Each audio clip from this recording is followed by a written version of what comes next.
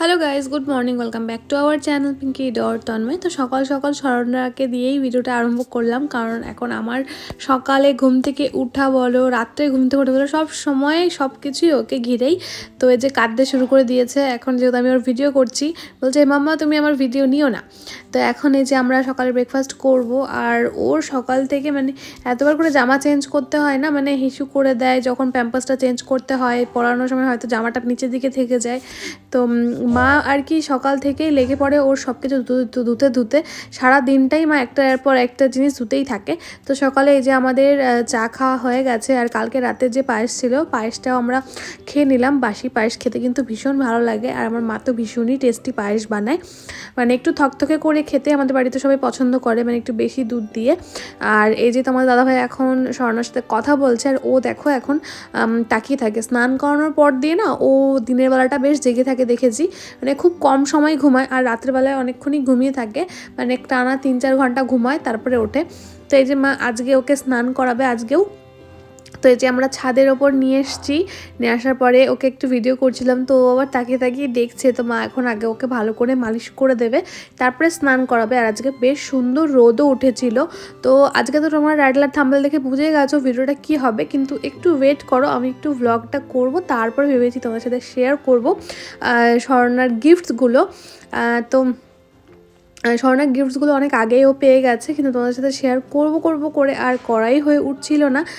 তো যাই হোক, তোমরা দেখতে থাকো ভিডিওটা। এখন ওকে মালিশ করা হচ্ছে, আর একটু একটু করে ভিডিও নিয়ে রেখেছি যাতে ও বড় হয়ে দেখতে পারে, কিন্তু যাতে বলতে না পারে যে মামা কী করেছো তুমি। আমি সেজন্য ওকে একটুখানি প্রোটেক্ট করে ভিডিওগুলো করেছি, আশা করছি তোমরা বুঝতেই পারছো।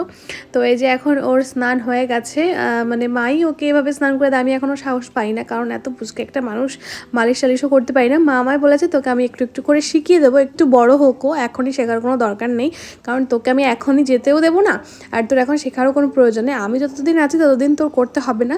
আর দিদিও সেম, দিদিও তাই বলে, তাই জন্য আমার ওর কিছুই করা লাগে না। জাস্ট কি বলতো, আমি মা তো খাওয়াই ওকে, আর রাত্রে যখন ওঠে তখন ওকে একটু দেখতে হয়, কারণ মাকে সবসময় তো বিরক্ত করা যায় না, মানে মাও তো একটু ঘুমের দরকার। ওই জন্য আমি আর তোমাদের দাদাভাই একটু সময় মাঝে মাঝে চেষ্টা করি যে আমরা দুজনে মিলে ওকে একটুখানি দেখি, যাতে মা একটু ঘুমোতে পারে। তো এই যে মা আজকে অনেক কিছু রান্না করেছে, আর আমার ফেভারিট টমেটো চাটনি মাছের মাথা দিয়ে। তো চলো খেয়ে নিয়ে তারপর তোমাদের সাথে কথা বলছি। একটু ফ্রি হলাম, ওকে খাইয়ে ঘুম পাড়িয়ে দিয়েছি। তো তোমরা টাইটেল আর থাম্বনেল দেখে তো বুঝেই গেছিলে যে কিসের ভিডিও হতে চাচ্ছে। তো ভিডিওর প্রথমে আমি দেখাইনি, ভাবলাম নর্মাল ব্লগের মতনই আরম্ভ করি, দিয়ে পরে তোমাদেরকে শেয়ারটা করে দেবো। জিনিসটা অনেকদিন ধরেই করবো ভেবে না, আর করা হয়ে উঠছে না। যেহেতু ব্লগও করা হয় না, সেহেতু এগুলো জাস্ট শেয়ার করবো সেটাও মানে করা হয়ে উঠছে না। তারপরে আমার ইউএসজি রিপোর্ট হিসেবে কি করে মেয়ের সিমটমস ছিল সব কিছু, মানে রিপোর্টস অনুযায়ী, সেগুলো তোমাদের সাথে একটা ভিডিওর মাধ্যমে শেয়ার করবো ভেবেছি। তোমরা অনেকে আমাকে জিজ্ঞেস করেছিলে হার্টবিট কত ছিল, দিয়ে প্ল্যাসেন্টা মানে কেমন ছিল, তারপরে আরও কি কি জিজ্ঞেস করেছিলে। তো আমার সেগুলো মানে সবার মানে কমেন্টের আনসার করা হয়নি। আমি ভেবেছিলাম একটা ভিডিও বানাবো, কিন্তু বানানো হয়নি, কিন্তু খুব তাড়াতাড়ি আমি ভিডিওটা দেবো। তো তোমাদের সাথে আজকে শেয়ার করবো যে মোহরের মাসি দাদু ওকে কি গিফট করেছে, আর আমি ওকে কি গিফট করেছি। মোহরের পাপার গিফট এখন মানে দেখানো হবে না, কারণ ওর পাপা এখন ওকে কিছু দেয়নি, ওকে দেবে, কিছু দেয়নি বললে ভুল হবে, মোহরের পাপাই ওর জন্য সব কিছু করছে। তো এখন ওকে অ্যাকচুয়ালি ওর বাবা কিছু দেবে না, ওকে একবারে অন্নপ্রাশনে আমাদের ইচ্ছা আছে একটা ভালো কিছু দেওয়ার। তো দেখা যাক কতদূর কি হয়। তো এখন সবার গিফটে দেখাচ্ছি যে ও হওয়ার পরে মানে সবার মুখ দেখে কি দিয়েছিল। প্রথমে আমি দেখানো শুরু করি, কাটতে দেখানো শুরু করবো, মাসিরটাতে দেখানো শুরু করি। তো এটা হচ্ছে মোহরের মাসি ওর জন্য কিনেছে, আর এটা পুরোপুরি একটা মানে কি বলবো, ও আসার আগেই কেনা বলতে পারো। আর আমার দিদিও পুরো ভেবেছিল যে মেয়েই হবে, তো সেভাবেই গিফটটা কেনা। তো দেখো তোমরা, এটা হচ্ছে হাতের চুড়ি রূপোর, এরকম সুন্দর ঝুনঝুনি টাইপের বাজবে। আর এখানে দেখো কি সুন্দর মিনা করা আছে, হাতির মুখ, ঠিক আছে। আর এটা বলতো কি মানে এই যে মানে ও অ্যাডজাস্ট করে পড়তে পারবে অনেক দিন, এই যে এরকম করে অ্যাডজাস্টেবল, এটা দুটোই সেম, খুব সুন্দর। তো এই গেল মোহরের মাসির দেওয়া গিফট। মানে আমার দিদি প্রথম থেকে বলছিল আমি ওকে আলাদাভাবেই কিছু দেবো, আমি ওকে আলাদাভাবেই কিছু দেবো, তো ওই জন্য। তো এবার দেখাচ্ছি কাজল পাতাটা। এই কাজল পাতাটা তন্ময় কিনেছে তোমার দাদাভাই, কিন্তু ও প্রথমে চাইছিল যে এটা রুপোর কেনা, মানে কিনতে চাইছিল, কিন্তু আমি রুপোর কিনতে দিইনি, কারণ এই জিনিসটা না অনেকদিন লাগে না, আর কাজল পাতিয়ে খুব কম সময় ব্যবহার করা হয়। এখন কাজল পাতিয়ে ওরকম করে দেওয়া মানে সবসময় ব্যবহার করা হয় না। নর্মালি ওকে লোটাসের কাজল দিয়ে কাজলটা পরানো হয়, তো তবু একটা বাচ্চাদের স্মৃতি, মানে এই জিনিসগুলো আগেকার দিনে ভীষণ মানে সবাই ইউজ করতো, তাই না বল? তো এই জন্য ওর স্মৃতি হিসেবে রেখে দেওয়ার জন্য বলেছিলাম জাস্ট একটা রুপোর, মানে নর্মাল পিতলে থাকলেই হবে, রুপোর লাগবে না। রুপোর থাকলে বৃথা কী হবে, সে রেখে দিতেই হবে, তাই জন্য ও এটা কিনেছে। নাহলে ওর খুব মন থেকে ইচ্ছা ছিল যে ওর জন্য ওইটা রুপোর কিনবে। তো যাই হোক, এটা ওর পাপার তরফ থেকে।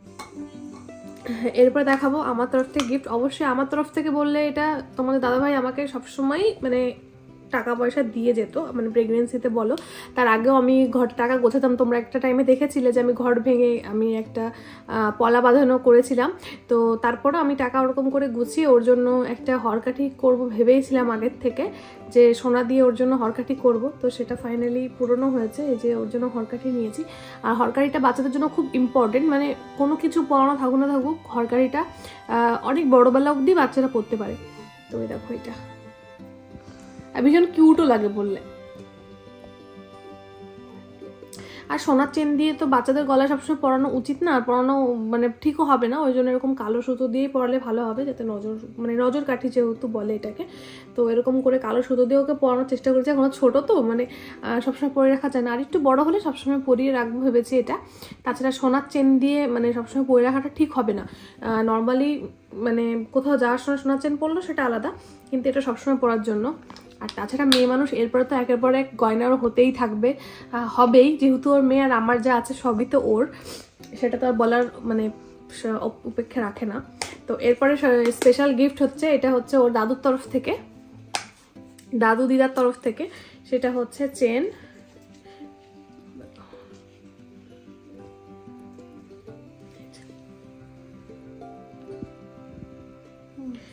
আমি এটা পরে দেখাবো, মানে ওর সব গিফটগুলো না হরকাঠি ছাড়া সব কি, মানে হরকাঠিটা তো পরতে পারবো না, চেনটা আমি পরে নেবো, চুড়িটাও তো পরতে পারবো না।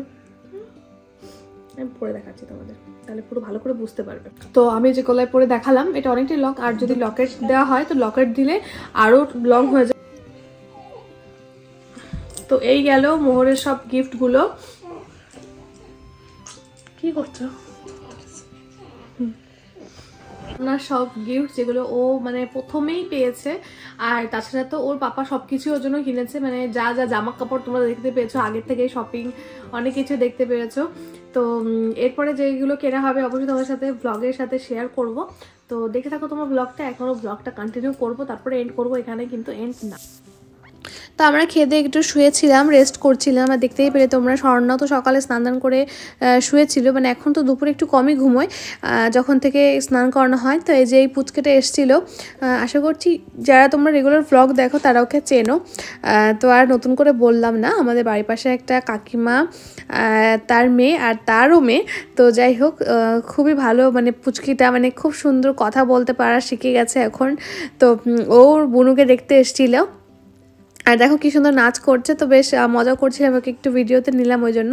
তো বিকালবেলা এই যে এখন আমাদের টিফিনের টাইম হয়ে গেছে, তো সিঙ্গাড়া নিয়ে এসেছিল ভাই, আর এখানে এই যে চা তো না সরি কফি, শীতকালে বিশেষ করে আমাদের বাড়িতে কফিটাই খাওয়া হয়, আর কফি খেতে আমার তো ভীষণ ভালো লাগে।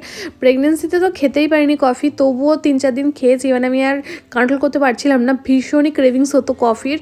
আর এখন তো কোনো কথা নেই, এখন তো কোনো অসুবিধা নেই, তাই কফিটা খেতেই পারি।